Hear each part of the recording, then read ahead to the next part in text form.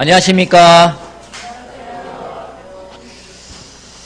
비가 많이 내리고 있는데도 하나님 말씀을 듣기 위해 또 예배를 드리기 위해 오신 여러분들을 너무나 환영하고 또 여러분들에게 하나님의 축복이 가득하기를 바라겠습니다. 복을 많이 빌어주려고 합니다. 성경 말씀에 복을 빌어주어서 그 복을 받아들이면은 그 복은 그 사람에게 가겠지만은 안 받아들이면은 그 복을 빌어준 사람에게 간다고 말씀하고 있습니다. 그래서 복을 빌어주는 것은 절대로 믿자야 본전이 아니라요, 정말 믿지면은 오히려 이익이 되는 겁니다. 그래서 여러분들에게 제가 1분이라는 시간을 드리겠습니다. 여러분이 가서 말씀하고 싶은 사람에게 여러분의 할 수 있는 최고의 찬사의 말로써 그 사람을 축복해 주시고 그 사람에게 복을 빌어주시고 자리에 앉아주시기 바랍니다. 1분 드리겠습니다.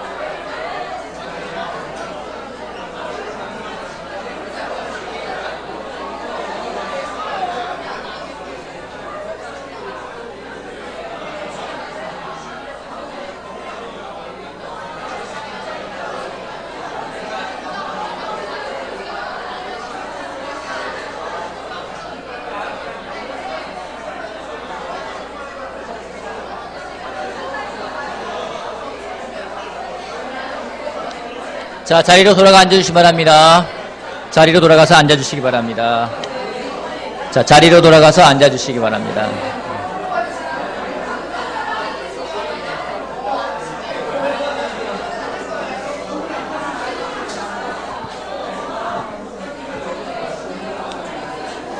자, 어서 오십시오. 자, 앉아주십시오.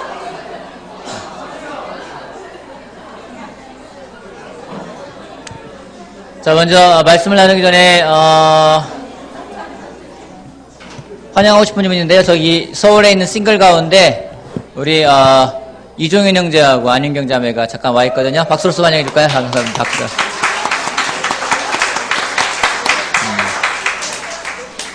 안윤경 자매가 해서 갈 때는 혼자였는데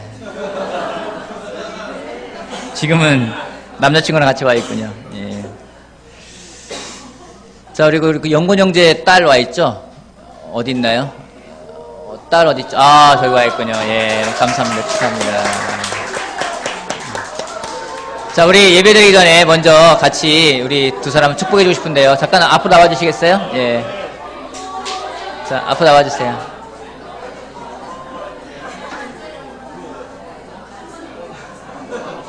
이름이 어떻게 돼요? 자, 이름이 뭐예요? 김빛나예요. 자, 우리 영건 형제랑 같이 왔는데요. 김빛나. 저 빛나는 아이가 되기를 바라고, 정말 태어나서 처음으로 이제 교회에 왔어요. 이제 이 아이도 하나님 말씀을 들으면 클 텐데, 같이 우리 정말 먼저 축하하는 의미에서 같이 기도하고 시작했으면 좋겠습니다. 하나님 아버지, 감사합니다. 우리 김영건 형제 또 이 와이프 같이 있으면서 우리 김빛나라는 새로운 아이가 이곳에 같이 있습니다. 하나님, 정말 이 아이가 하나님 말씀으로 바르게 양육되길 바라고, 또 이 부부에게 하나님이 잠깐 맡겨주셨습니다. 그 맡겨주신 사명을 잘하여서 이 아이가 정말로 총명하고 지혜로운 아이가 되게 도와주시고, 또한 기도하는 것은 정말 하나님을 사랑하며 사람들을 사랑하며 하나님과 사람들로부터 사랑받는 아이가 될 수 있게 도와주십시오. 아이가 커가는 데 있어서 물질적으로도 하나님 조금 부족함을 채워주시고, 또한 아이가 정말로 하나님과 함께 교제하는 가운데 정말 건강하게 그럴 수 있게 도와주십시오. 너무나 감사하고 예수님의 이름으로 기도했습니다. 네. 감사합니다. 예. 애가 꿈틀거리네요. 예. 반응하고 있어요. 네. 자, 오늘은 돌을 옮겨 놓아라라는 제목으로 하나님 말씀을 나누고자 합니다. 요한복음 11장 보겠습니다. 요한복음 11장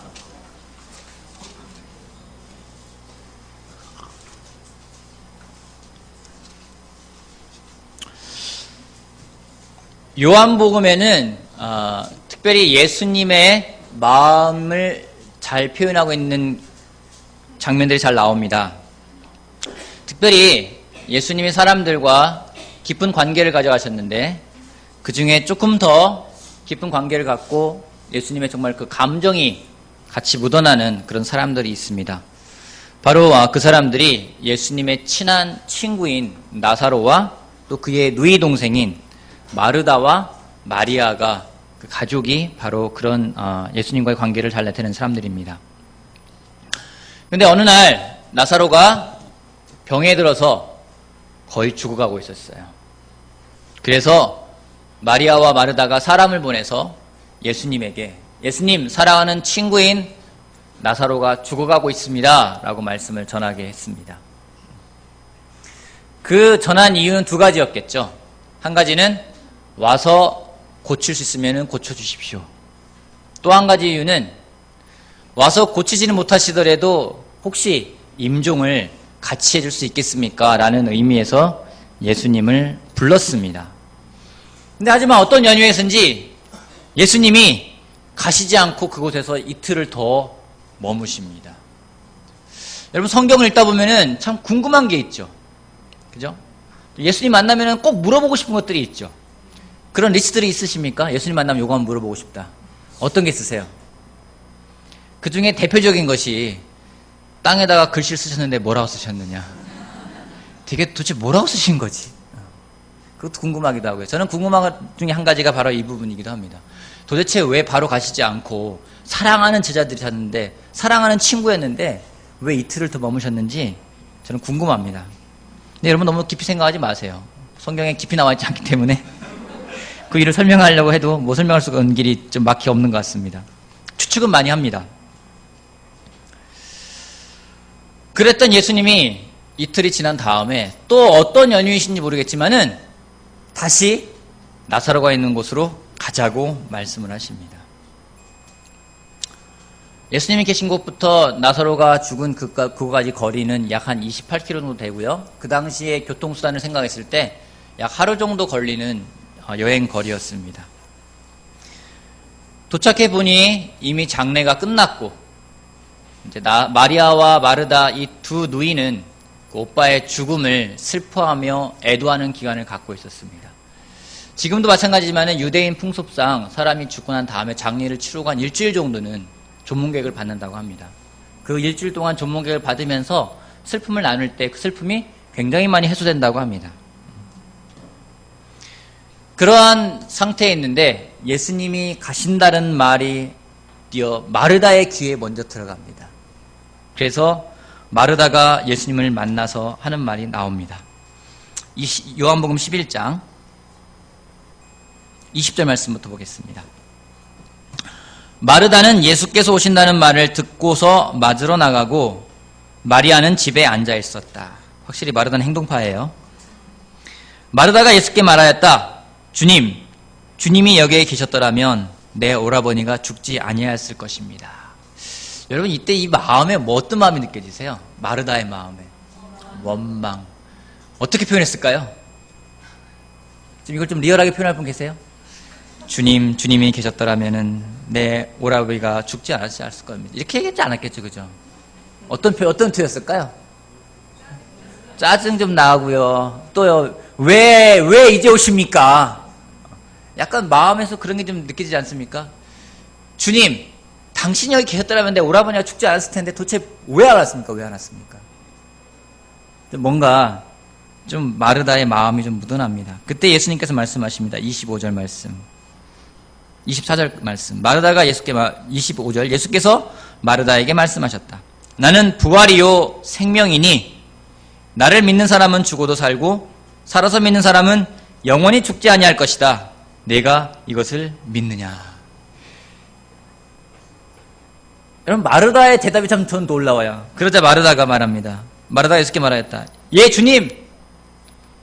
주님은 세상에 오실 그리스도이시며 하나님의 아들이심을 내가 믿습니다. 참 되게 대단한 고백을 합니다. 그렇지 않습니까? 예수님 말씀하세요.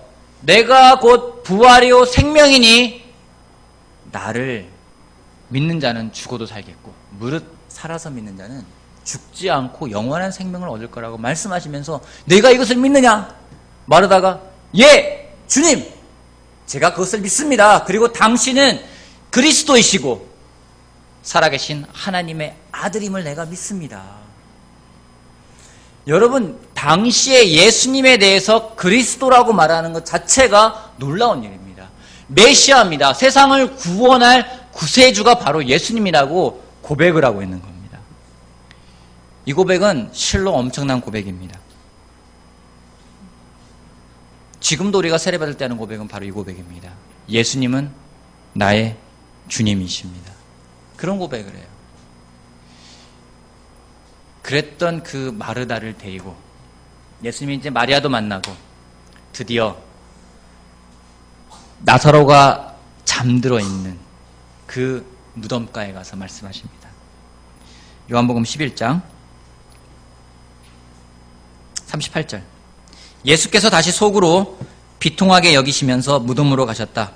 무덤은 동굴인데 그 어귀는 돌로 막아 놓았다. 예수께서 돌을 옮겨 놓아라 하시니 죽은 사람의 누이 마르다가 말하였다. 주님, 죽은 지 사흘이나 되어 벌써 냄새가 납니다. 예수님께서 말씀하십니다. 돌을 옮겨 놓아라. 그 말에 마르다의 표현은 주님, 벌써 죽은 지 나흘이나 되어서 냄새가 납니다. 여러분, 좀 전에 마르다가 뭐라고 했습니까? 예수님에 대해서. 좀 전에 뭐라고 했어요?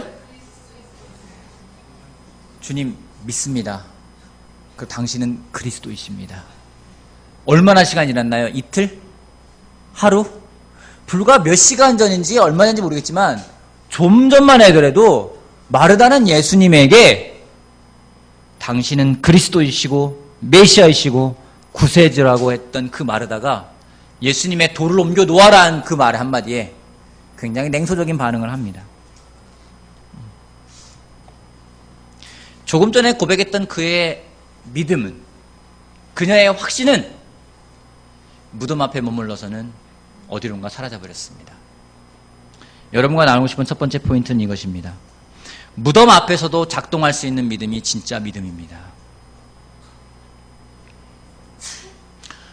특별히 이 자리에 있는 제자 여러분에게 제가 질문을 드리고 싶습니다. 여러분은 예수님에 대해서 어떤 고백을 하실 수 있겠습니까? 여러분은 이 마르다와 똑같은 고백을 하실 수 있습니까? 예수님은 나의 주님이십니다라는 고백이 오늘도 유효한 고백입니까?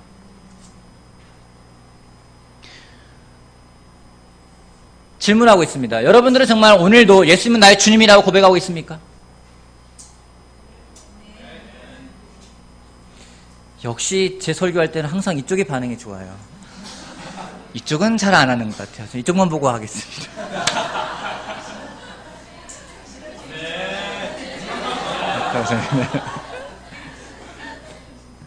오늘 여러분은 예수님은 나의 주님이십니다.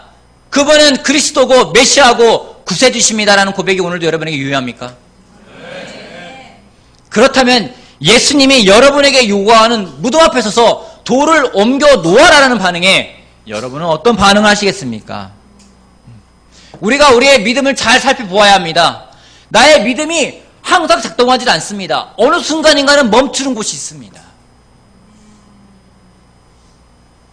그것이 어디에서 멈추는지 우리가 잘 살펴보아야만 합니다.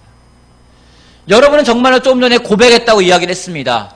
여러분뿐만 아니라 이 대한민국에는 예수님을 주님이라고 고백하는 사람들이 정말로 부지기수입니다. 제 조사해봤습니다. 대한민국에 교회가 몇 개인지 아십니까? 개신교만. 질문해볼게요. 편의점이 많을까요? 교회가 많을까요? 이 건물에도요, 편의점은 하나고 교회는 5개가 있어요. 모든 걸 다 드러내는 건물이 바로 이 건물입니다. 심지어 9층에는 2개가 있고요, 5층에도 2개가 있고요. 저희는 6층에, 8층에 2개를 차지하고 있습니다. 교회가 얼마 전에는 5만 개라고 했는데요. 지금은 7만 개가 넘어간다고. 편의점의 3배라고 합니다. 도대체 이 엘리베이터만 타도 저는 항상 가슴이 참 묘한 그런 느낌이 들어옵니다. 엘리베이터 타면서 이정표를 딱 보면서, 안내판을 보면서, 뭐라 말로 표현할 수 없는 그 있잖아요. 야, 한 건물에 교회 5개야. 도대체 이걸 어떻게 표현할 수가 있는 거지? 여러분, 각 건물마다 교회가 다 있어요. 참 신기했습니다. 얼마나 일산 행신동이 영적인 동네인지. 그렇게 많은 사람들이 주일날이면 교회에 모여서 주님은 나의 주님입니다. 그리스도이십니다. 메시아입니다. 그렇게 이해하는 사람들이 많은데 왜 세상은 점점 더 악해져 가는 걸까요? 지난주에 뉴스 보면서 깜짝 놀랐습니다. 19살짜리 남자아이가 17살짜리 여자아이를 죽이고 시체를 유기하는 행동을 했습니다. 전혀 죄책감도 못 느끼는 것 같은 그런 글을 올리고 자기는 아무런 감정도 없다고 이야기를 합니다. 왜 그러는 걸까요? 여러분, 특별히 일산 제자 그리스도의 교회를 뿐만 아니라 모든 그리스도의 교회는 제자 훈련을 중요하게 생각을 합니다. 제자 훈련이라는 것이 과연 무엇입니까? 제자 훈련이라는 것은 우리가 예수님의 성품을 닮아가는 것이 제자 훈련입니다. 요즘 나의 성품 가운데 예수님을 닮아가고 있는 부분은 어떤 부분입니까? 혹시 닮아가다가도 어느 부분에선가 믿음이 작동되어지지 않고 멈추는 곳은 있지 않는지 우리가 살펴보아야 합니다. 여러분, 예수님이 우리에게 원하시는 것은 고백이 아닙니다. 당신을 사랑합니다. 당신은 나의 주님입니다. 당신은 메시아입니다라는 이 고백으로 그치는 것이 아니라 돌을 옮겨 놓을 수 있는 것을 예수님은 원하고 있습니다. 우리가 만일 입으로 고백했다면 그 고백은 무덤 앞에서도 작동이 되어야 합니다. 교회 안에서만 작동되는 믿음은 의미가 없습니다. 성경을 읽을 때만 작동되는 믿음은 의미가 없습니다. 삶에서 작동이 되어야 합니다. 믿음은 항상 살아서 기능을 해야만 하는 것입니다. 그렇지 않으면요, 우리는 눈에 보이는 걸로 살아갈 거예요. 눈에 보이는 것이 우리의 믿음을 빼앗아갈 겁니다. 여러분의 믿음은 여러분의 돌 앞에서 움직이고 있습니까? 여러분의 믿음이 여러분의 직장에서 작동되고 있습니까? 그토록 기도하면서 어떤 사람들은 기도하면서 직장을 구했어요. 주님, 저에게 직장을 주십시오. 그것을 제가 정말 하나님의 제가 꿈을 가져가겠습니다 했던 사람들이 요즘에는 왜 하나님이 날 이곳에 보내셨나? 여긴 내가 있을 곳이 아니야. 언제 직장을 그만둘까 고민만 하는 사람들이 있습니다. 직장에 있는 곳 앞에서는요, 내 믿음이 작동을 더 이상 하지 않아요. 조금만 창사가 나를 힘들게 하면요, 내 믿음은 어디론가 날아가 버리고 고장이 나버립니다. 때로는 우리 가정에서 믿음이 작동하지 않습니다. 나에게 어쩜 이렇게 놀라운 남편을 주셨을까라는 대신에 나에게 왜 이런 남편을 주셨을까? 이 남자가 얼마나 영적인 남자로 변할 건지에 대한 기대는 없어져 버리고요. 더 이상 작동하지 않습니다. 이 아내가 더 이상 현숙한 아내로, 영적인 아내로 바뀔 거라는 것은 생각하지 않고요. 어느 순간 아내 앞에만 서면은 내 믿음이 사라져 버려요. 그토록 영적이던 그런 많은 사람들이 아이 앞에만 서면은 어디론가 믿음이 사라져 버려요. 세상 여자가 되고 세상 남자가 돼 버립니다. 세상 부모가 돼 버립니다. 여러분, 우리의 믿음을 작동시키는 것을 중단시키는 곳이 분명히 있습니다. 그 돌 앞에 서면은 믿음이 사라져 버립니다. 여러분, 작동되지 않는 믿음은 믿음이 아닙니다. 정말 놀랍게도 교회를 인도하면서 때로는 저를 힘들게 하는 사람이 있겠죠. 그죠? 뭐 많다는 얘기는 아니에요. 아직까지 일산에 와서는 그런 경험을 해보지는 않았습니다. 하지 않기를 바랍니다. 근데 여러분, 정말로 교회에서 교회를 힘들게 하는 경우는 어떤 사람들인지 아십니까? 믿음이 없는 사람들일까요? 교회를 방문한 사람이 교회에 대해서 뭐라 하지 않습니다. 오히려 예수님은 나의 주님이라고 고백하는 사람들이 그 예수님을 힘들게 합니다. 교회를 예수님을 힘들게 하는 사람은요, 예수님을 주님이라고 고백하는 사람들이 힘들게 해요. 고백하는 사람들은 아예 힘들게도 하지 않습니다. 여러분, 우리의 믿음은 항상 작동이 되어야 합니다. 여기서만 딱 작동되고 끝나는 게 아니라 저 문을 여는 순간 어디론가부터 스위치 끄고 주차장에 가는 순간부터, 운전하는 순간부터 때로운 것이 작동하는 것이 아니라 우리의 믿음은 항상 작동을 해야 됩니다. 우리의 신앙 고백이 최종 목적이 아니라 우리의 삶 속에서 그 믿음이 적용되는 것이 우리의 최종 목적임을 여러분 기억하시길 바랍니다. 여러분의 그 돌은 무엇인지 생각해 보십시오. 여러분의 그 믿음이 가장 도전받는 곳, 그 사람 앞에만 서면은, 그 상황에만 서면은 왠지 말씀이 생각이 안 나요. 나를 가장 세상적으로 만드는 곳, 그것이 무엇인지를 여러분 다시 한번 살펴보고 그곳에서 여러분의 믿음이 작동되길 바랍니다. 단지 성경 읽을 때만 작동되고 끝나는 것이 아니라, 콰이트하고 기도할 때만 작동되는 게 아니라 여러분의 삶 가운데 정말 믿음이 살아서 여러분을 움직이는 여러분이 되길 바랍니다. 아멘. 두 번째는요, 돌을 옮겨 놓을 수는 있다는 겁니다. 돌을 옮겨 놓을 수 있습니다.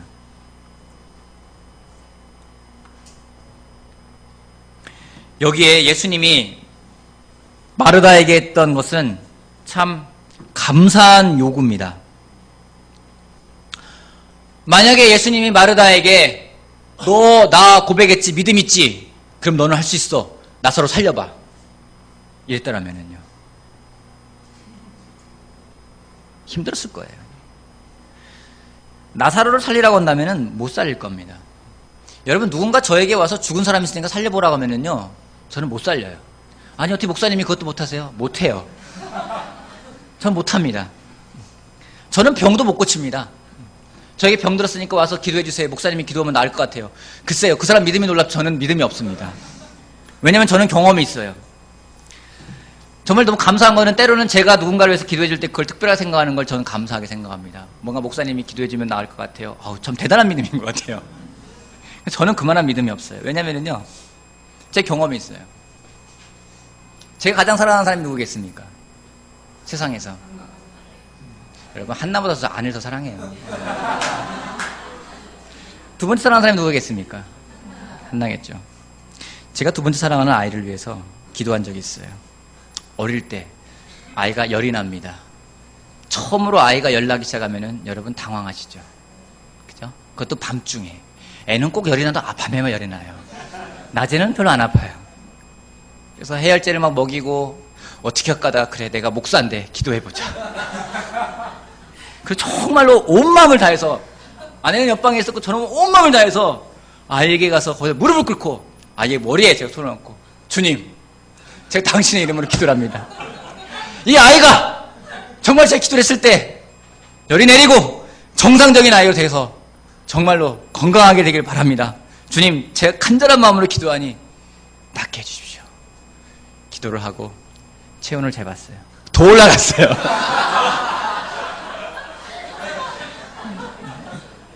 제가 한 2번 더 시도해봤습니다. 제가 느꼈어요. 나는 이쪽엔 방에 소질이 없구나. 이거 아무나 하는 게 아니구나. 여러분, 저에게는 그런 능력이 없습니다. 저는 생각할 때 정말 제 생각, 저는 결코 특별한 능력이 있는 사람이 아닙니다. 저는 어떤 사람의 사업이 번창하게 만드는 그런 능력도 없습니다. 그랬더라면은 제가 개업에서 예배 갔던 그 가게는요, 지금 기업이 돼 있어야 될 것 같아요. 근데 아쉽게도 어느 가게는 문을 닫았습니다. 저에게 그런 능력은 없습니다. 근데 너무 놀라운 것은 그런 능력이 없는 거를 저희 아내와 저희 아이는 너무 잘 알아요. 그래서 저희 아이나 저희 아내는 저와 기도하는 것만을 좋아합니다. 기도하는 것만 좋아해요. 여러분, 저는 죽은 사람을 살릴 수 없습니다. 하지만 제가 할 수 있는 게 한 가지가 있어요. 돌을 옮겨 놓을 수는 있습니다. 돌을 옮겨 놓을 수는 있어요. 여러분, 예수님이 마르다에게 이야기합니다. 돌을 옮겨 놓아 달라고요. 예수님이 먼 길 오느라고 지쳐가지고 힘이 없어서 그러실까요? 예수님이 돌을 옮길 만한 능력이 없어가지고 돌을 옮겨 놓으라고 했을까요?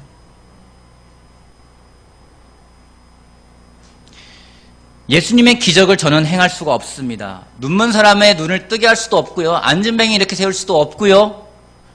정면에서 나면서부터 그런 지체가 있는 사람들에서 저는 고칠 수 있는 능력이 없습니다. 하지만 제가 할 수 있는 것은 마음을 바꾸어 예수님 말씀에 순종할 수는 있습니다. 여러분, 예수님이 우리에게 요구하신 것은 죽은 사람을 살리라는 기적을 요구하신 게 아닙니다. 우리에게 내가 너에게 말한 것을 지키고 행하라고 말씀하고 계세요. 근데 그게 어려운 부탁도 아니에요. 정말로 우리가 이 악물고의 마음만 바꾸다 보면은요, 할 수 있는 것들이에요. 마태복음 5장 보도록 하겠습니다. 마태복음 5장. 여러분, 제가 그래도 병든 사람에서 기도는 열심히 하겠습니다. 그랬다고. 기도 부탁하지 하지 마시고 기도 부탁해 주세요. 열심히 하겠습니다. 5장. 예수님이 부탁하십니다. 39절. 그러나 나는 너희에게 말한다. 악한 사람에게 맞서지 말아라. 누가 내 오른쪽 뺨을 치거든 왼쪽 뺨을 돌려대어라. 이걸 할 수 있어요. 그렇지 않나요, 여러분?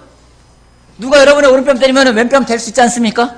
아니, 이 악물고 마음 잘 먹으면 그렇잖아요? 이걸 할 수 있어요. 정말 예수님이 하신 명령 가운데 정말 제가 격려받는 건 그 다음 거예요. 누가 너를 고소하여 내 속옷을 가지려고 하는 사람이 있으면 그 사람에게 겉옷도 내주라고요. 너무 감사한 건 누가 제 속옷을 원할까요? 이것도 할 수 있어요. 누가 제 속옷을 원하면요, 속옷? 겉옷도 줄게. 과연 받을지 모르겠어요. 또 말씀하십니다. 누가 너더러 억지로 오리를 가자고 하거든 심리를 가져와라. 이것도 할 수 있어요. 내게 달라는 사람에게는 주고 내게 꾸려가는 사람에게는 물려주지 말아라. 이것도 할 수 있어요. 돈이 없으면 힘들겠죠. 할 수 있어요. 이 악물고 하면 할 수 있습니다. 여러분, 예수님이 우리에게 바라시는 것은 기적을 원하는 것이 아니라 단지 돌을 옮겨 놓는 것입니다. 그 돌을 옮겨 놓는 가운데 가장 예수님이 명확하게 원하시는 것은 무엇인지 요한복음 13장 보겠습니다. 요한복음 13장.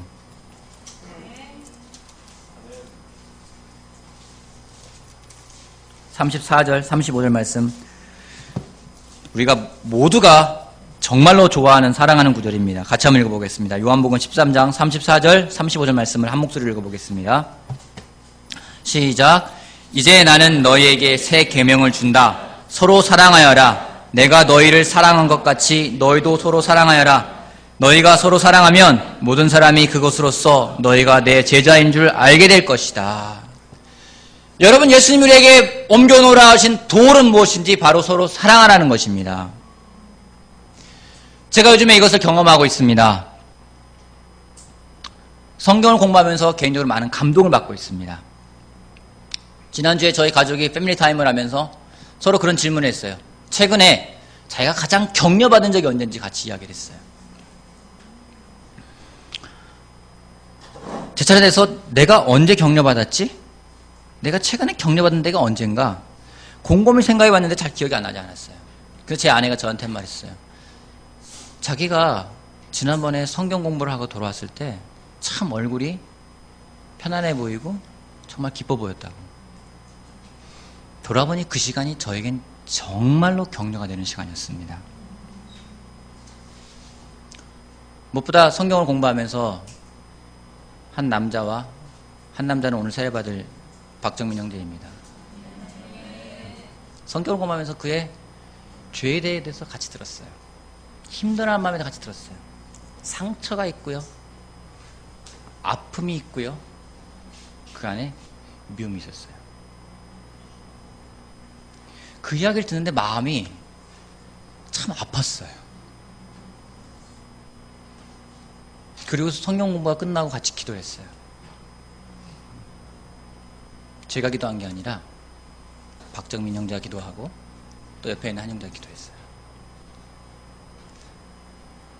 너무 감사한 건 같이 기도해 공부했던 형제가 마음에서부터 그 형제를 위해서 울어주는 모습이 전 되게 격려가 됐어요. 같이 아파했어요. 기도가 끝나고 물어봤어요. 너 왜 울었니?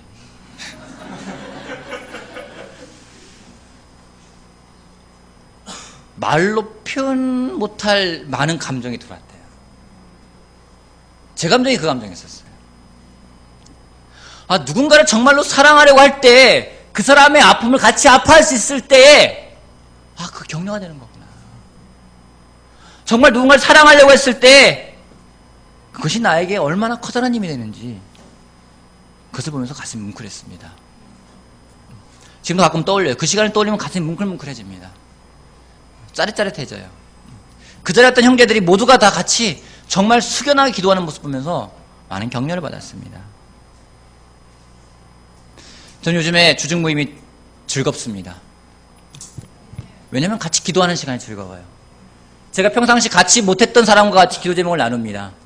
2개, 3개를 나눕니다. 왜 그런 기도 제목이 필요한지 같이 이야기를 듣습니다. 이야기 들을 때 마음이 아파요.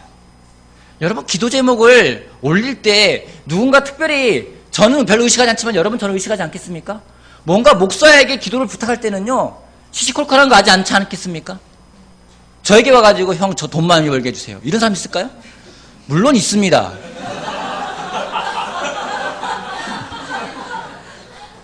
그럼 제가 온 마음으로 기도해 줍니다. 대신에 너 11조 꼭 해야 된다, 조건을 걸고 기도해 줍니다.